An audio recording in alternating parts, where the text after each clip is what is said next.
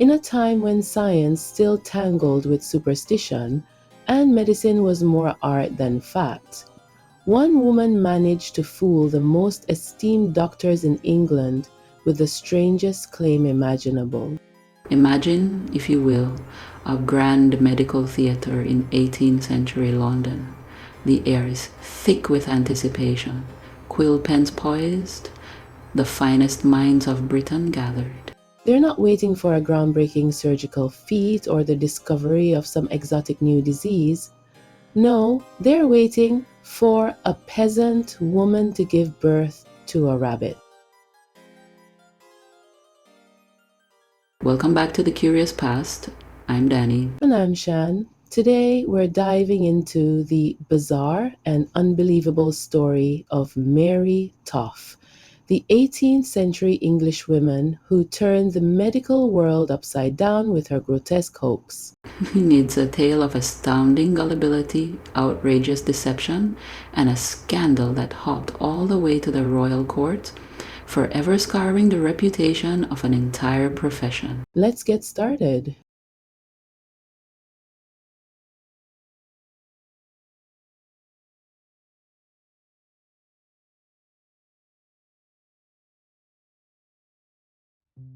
To understand how this strange tale took root, we have to go back to 1726 England.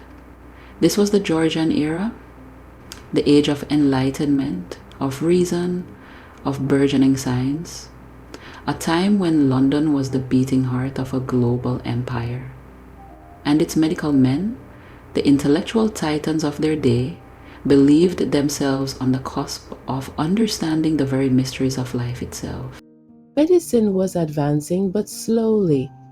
There were no antibiotics, no anesthesia, and most people still believed that strange things could happen inside the human body, especially women's bodies, which were often misunderstood and mythologized. But across the quiet fields of Surrey, a story was about to unfold that would turn their world upside down, exposing a gullibility so profound it would become one of history's most astonishing medical deceptions. Enter Mary Toft. She was a poor, uneducated laborer from Godalming, Surrey.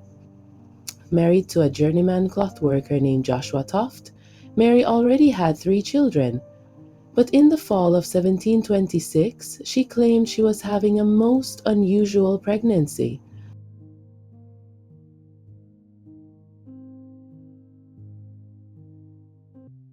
Now, like many an 18th century peasant, circumstance dictated that even when Mary became pregnant, she continued working the unforgiving fields. Early in her pregnancy, Mary complained of painful complications, and here the extraordinary twist begins. She reportedly became fascinated, even obsessed, with the sighting of a rabbit. Following this, in early August, she experienced what appeared to be a miscarriage, ejecting several pieces of flesh. Modern medical understanding suggests this may have been a result of an abnormality of the developing placenta, causing the embryo to stop developing. But for Mary, it was just the beginning. On September 27th, Mary went into labor again. Her neighbor was called and watched astounded as Mary produced animal parts. The neighbor, equally bewildered, showed these strange pieces to her mother and to Mary's mother-in-law, Anne Toft. Anne, though not officially a midwife, was a seasoned woman of 12 children, often assisting poorer women in childbirth. She knew what a human birth looked like, and this was not it. So Anne, baffled but intrigued, sent the peculiar animal flesh to John Howard, a respected Guildford-based man midwife and local surgeon with 30 years of experience.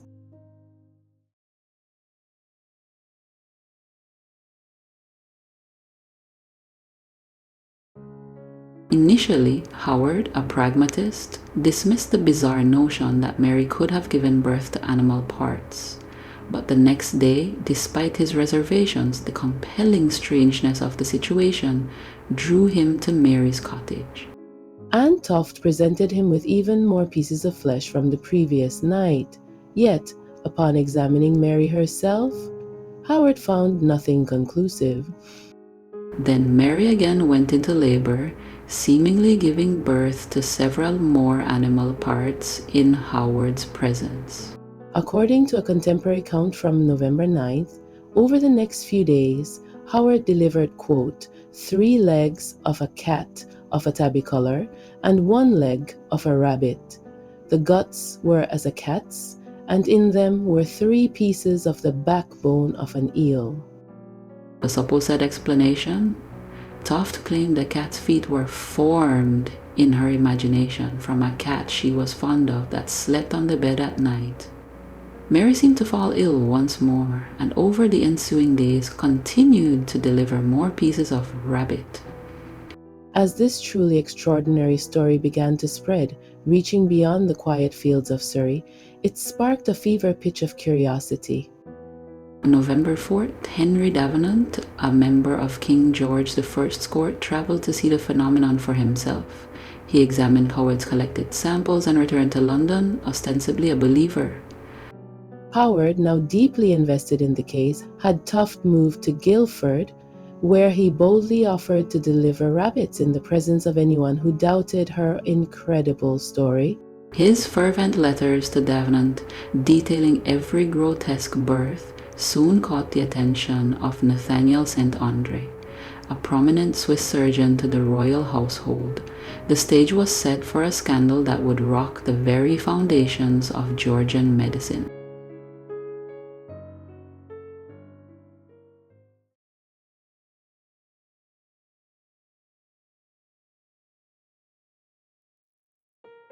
The extraordinary reports emanating from Guildford did not go unnoticed. By mid-November, the very pinnacle of British society, the royal family itself, was utterly captivated.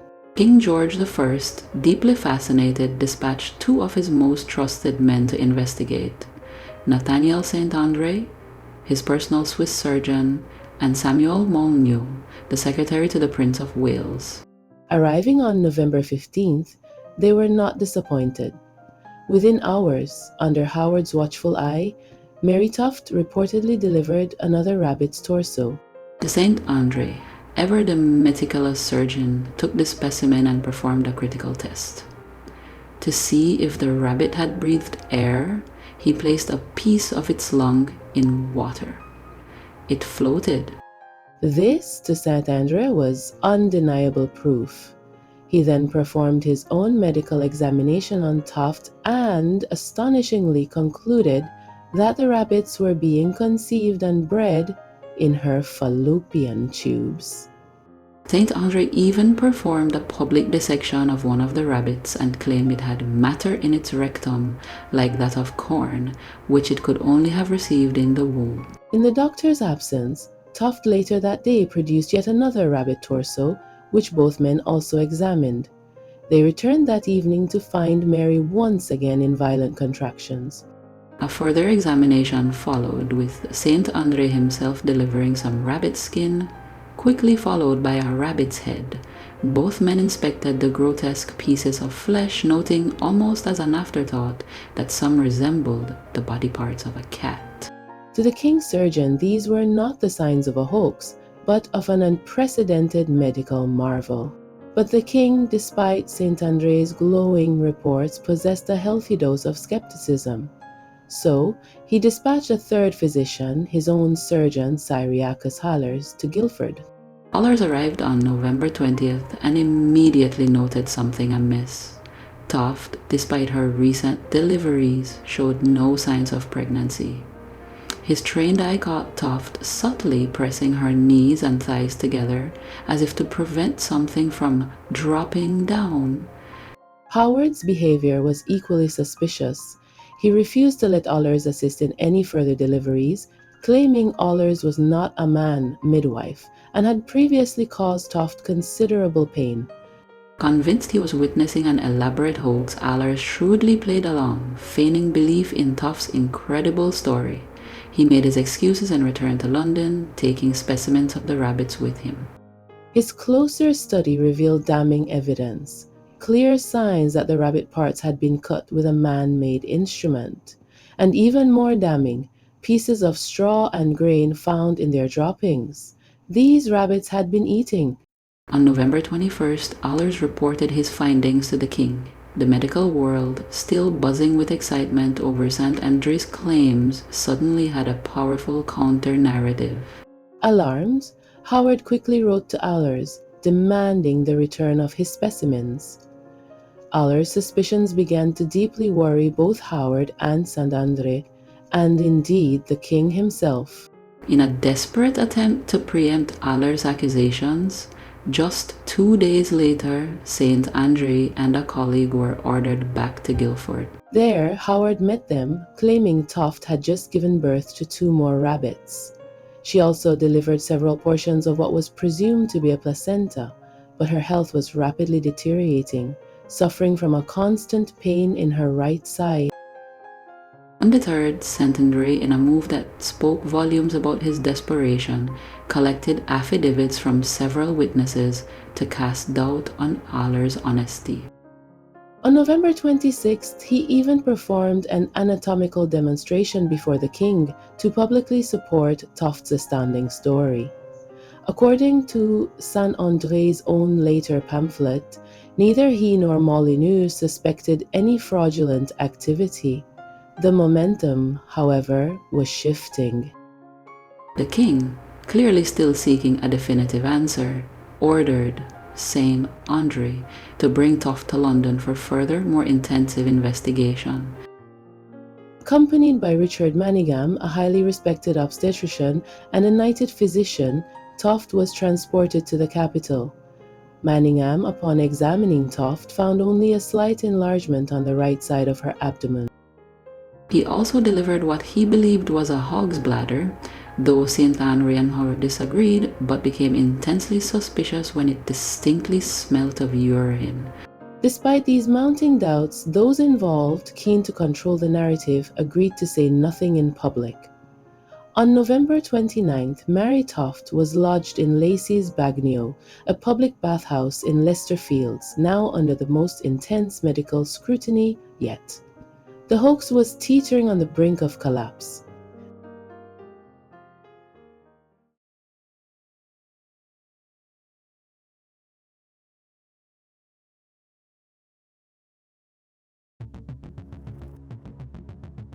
The elaborate deception, so carefully constructed, was about to unravel.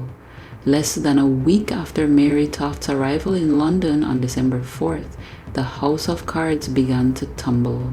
Thomas Onslow, the second Baron Onslow, who had launched his own parallel investigation, had made a critical discovery.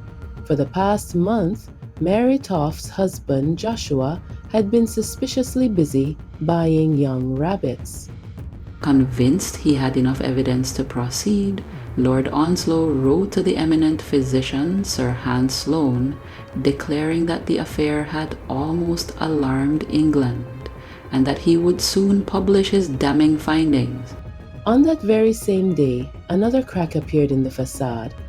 A porter at Lacey's Bagnio confessed to Justice of the Peace Sir Thomas Clauges that he had been bribed by Mary Toft's sister-in-law, Margaret, to sneak a rabbit into Mary's chamber.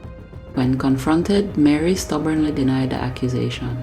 Margaret, under interrogation by the tenacious James Douglas, clung to a flimsy excuse, claiming she had obtained the rabbit solely for eating. The pieces of the puzzle were rapidly falling into place. Meanwhile, Manningham, convinced something still remained inside Mary Toft, successfully persuaded Justice Clarges to allow her to remain at the Bagnio for further examination. Douglas, who had by then visited Toft, subjected her to relentless questioning, each session lasting several hours over several days. The pressure was immense. Finally, Manningham delivered an ultimatum, a threat to perform a painful internal operation on her. The breaking point arrived on December 7th. In the presence of Manningham, Douglas, and other notable figures, Mary Toft finally confessed. The chilling truth emerged. Following her miscarriage while her cervix remained open, an accomplice had inserted into her womb the claws and body of a cat and the head of a rabbit. For the later parturitions, whole animal parts had been inserted into her vagina. They had also concocted a fantastical backstory, claiming that Mary had been startled by a rabbit while working in a field, leading to her strange obsession. Pressured again by Manningham and Douglas, Mary made further admissions on December 8th and 9th, attempting in earlier unpublished confessions to shift blame onto others, including her own mother-in-law and even John Howard. She even claimed a traveling woman had taught her the grotesque scheme, promising she would never want as long as she lived. With her confession secured, Mary Toft was immediately sent to Tothill Fields Bridewell, charged under a statute of Edward III as a vile cheat and impostor. The British Journal reported that on January 7, 1727, she appeared at the Court of Court Sessions at Westminster, charged for being an abominable cheat and impostor in pretending to be delivered of several monstrous births. Despite the intense pressure, Mary's sister-in-law, Margaret, remained remarkably staunch, refusing to offer any further comments. The grand deception had been exposed, but not all its secrets had been fully unearthed.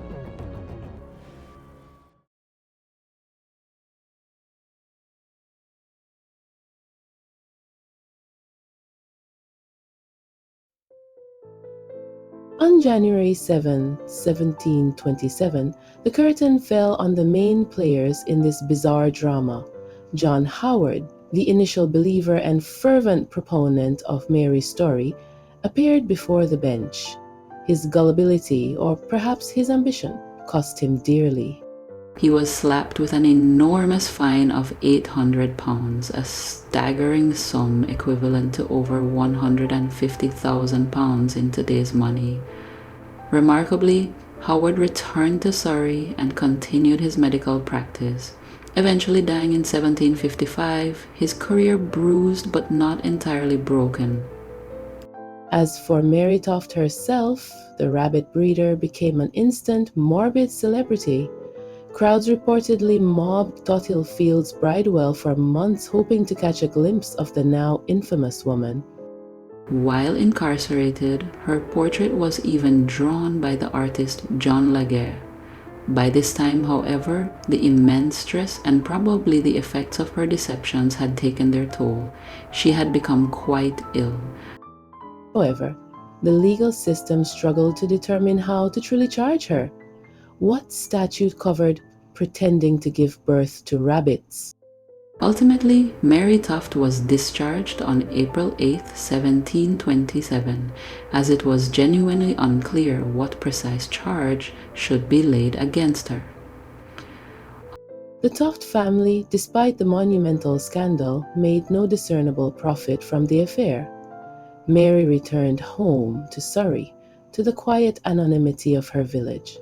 In February 1728, she gave birth to a perfectly normal daughter, Elizabeth, an event notably recorded in the Godalming Parish Register as her first child after her pretended rabbit breeding. Little is known of Mary Toft's later life. She made a brief, less sensational reappearance in 1740, when she was imprisoned again, this time for the far more mundane crime of receiving stolen goods. Mary Toft died in 1763, an old woman. Her obituary, a strange coda to an extraordinary life, ran in London newspapers, appearing incongruously alongside those of aristocrats. She was buried in Godalming on January 13, 1763.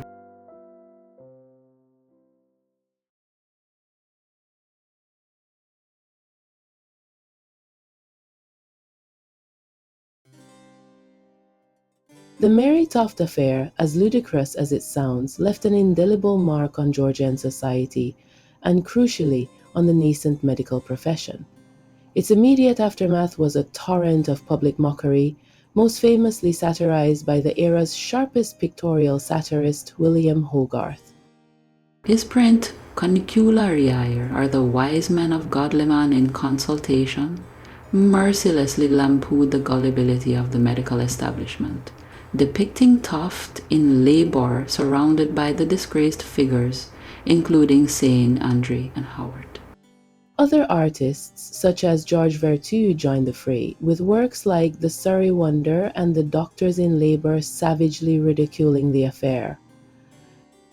The timing of Toft's confession proved incredibly awkward for St. Andre, who had just published his 40-page pamphlet, a short narrative of an extraordinary delivery of rabbits, staking his entire reputation on it. It quickly became a symbol of his folly. Ahlers, his skepticism vindicated, quickly published his own account, Some Observations Concerning the Woman of Godly Man in Surrey, baldly hinting at the complicity of both St. Andre and Howard. Ultimately, the damage done to the medical profession was so profound that several doctors, not even connected to the tale, felt compelled to print public statements disavowing any belief in Toft's story. But the damage was done. The scandal was a goldmine for writers of the time, providing enough material for pamphlets, squibs, broadsides, and ballads for months on end. Publications like St. Andre's Miscarriage mercilessly scorned the very objectivity of man midwives, undermining their profession with biting sexual puns and allusions. The case even raised uncomfortable questions about England's status as an enlightened nation on the world stage.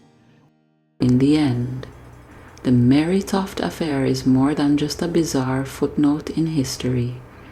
It's a cautionary tale about belief, desperation, and how even the smartest minds can be fooled when they let go of critical thinking. Thanks for joining us on this strange voyage into the curious past. If you enjoy this story, don't forget to like the video, leave your thoughts in the comments, and subscribe for more historical oddities and hidden horrors. And remember, sometimes the weirdest stories are the ones that are true, or at least mostly true. Until next time, stay curious.